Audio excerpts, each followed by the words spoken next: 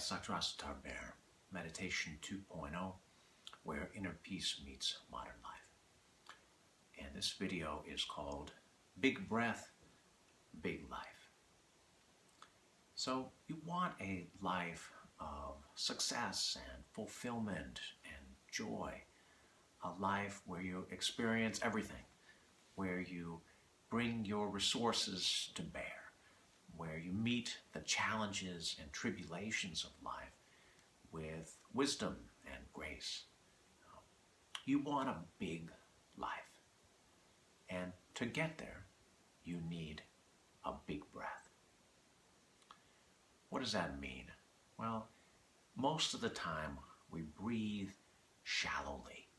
And a lot of the time our breathing has other kinds of problems too.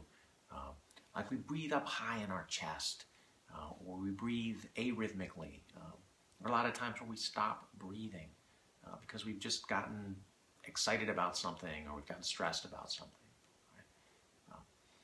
Now the Sufis, those mystical sages of the East, have a saying, and that saying is, half a breath, half a life. Right? So if I could offer an interpretation of that, what it means is when you breathe shallowly, you're only using a small portion of your lung capacity. And that means that you're only taking in a tiny portion of the energy that you could be taking in. And this is very detrimental to you on a physical level, so in terms of your body, on a mental level, affects the functioning of your mind, and even on a spiritual level. So let's take a look at each one of those areas in turn. Breathing shallowly often goes along with breathing high up in your chest, and breathing arrhythmically and breathing quickly. So sometimes this is called thoracic breathing, and it's a kind of breathing that happens when you're under stress. Now, of course, the problem with modern life, or one problem, is that we're under stress a lot. Stress is like a chronic condition. And this way of breathing makes it far, far worse. Okay? So what it does physiologically is it actually creates a situation in your blood where your CO2 level is too low. Right? Now, that's important because CO2 is necessary for your cells to take in and metabolize oxygen. So this situation is called hypocapnia. It's also called overbreathing because you're breathing too rapidly, too shallowly, too arrhythmically. What it leads to is called hypoxia. And that means that your tissues are actually being starved of oxygen. Your tissues cannot make use of the oxygen in your blood because the level of CO2 is too low, and the pH of your blood actually is wrong for the cells to absorb oxygen effectively. So what? You have hypoxia. Well, hypoxia it's kind of like the dark horse of medicine.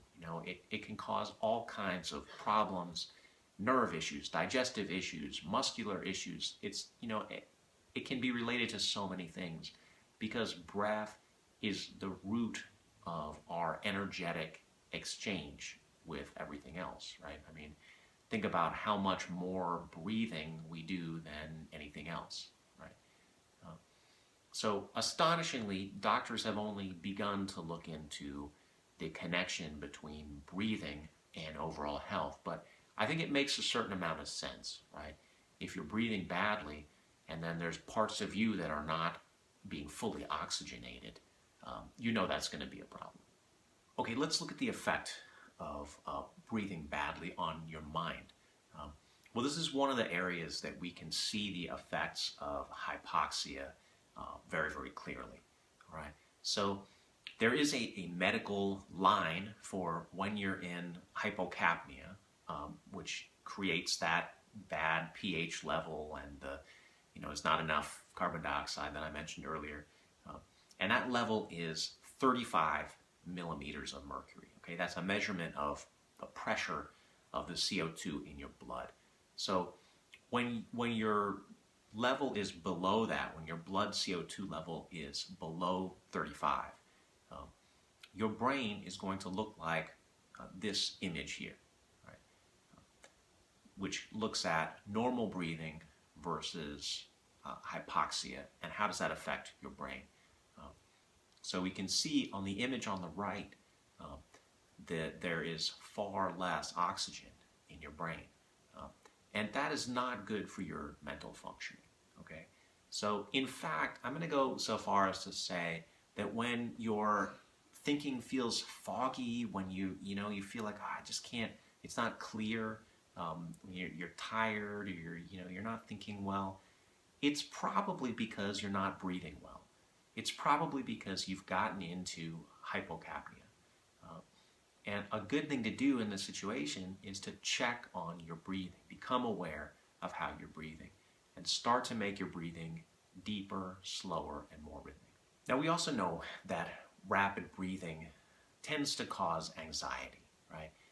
It makes sense. It's like when you're under stress, when you're fearful, when you're anxious, you start breathing more rapidly. It triggers your body's fight or flight response, right? So then wouldn't it make sense that that kind of breathing, not only is it caused by anxiety, it also causes anxiety, right?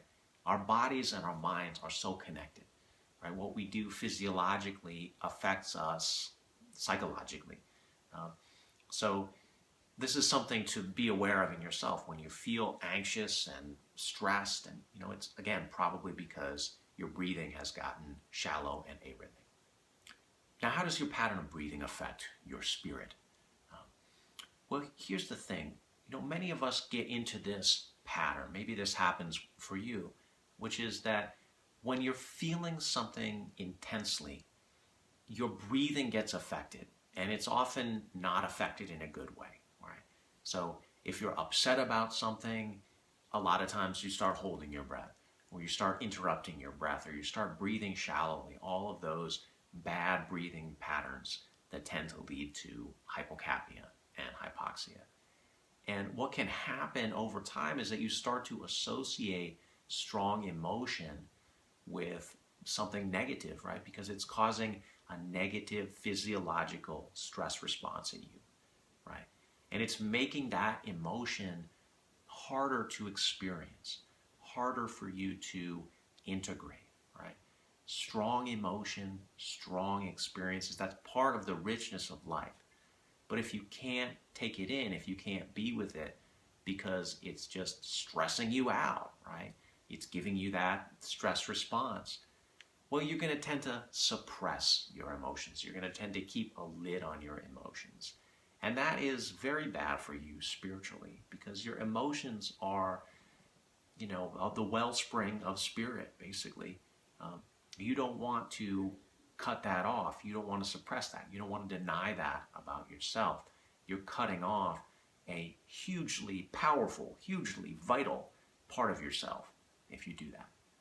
So breathing badly, in short, not only affects your body and your mind, it also affects your spirit. Well, so what do you do about all this? How do you get a big breath? Well, there's no shortcut to it. You've got to retrain yourself. You've got to relearn how to breathe optimally. And what that means is that you're breathing down deep in your belly. You are breathing slowly. You're breathing rhythmically. You're not pausing or interrupting your breathing. And you're breathing fully. You're using more of your lung capacity than you typically do. Right? That's what breathing well means. And it's hard to do because breathing is largely unconscious. I mean, thank God, right? Like if you're not paying attention to your breathing, you're still breathing. That's keeping you alive. Thank goodness. But it also means that retraining your breathing is going to be difficult. You're going to have to pay attention to it. You're going to have to actually study your breathing process, learn how you're breathing, and pay attention to it, especially at the difficult times when it sort of goes haywire, right? Now, the amazing thing is that you can actually do this, and by learning meditation methods that really work on making your breath optimal. Now, I teach a course in this, 28 days long. It's called Meditation Basics. It works a lot on how to retrain your breathing to make it optimal. You can learn more at my website, meditation2.0.com. Thanks so much for watching. Namaste.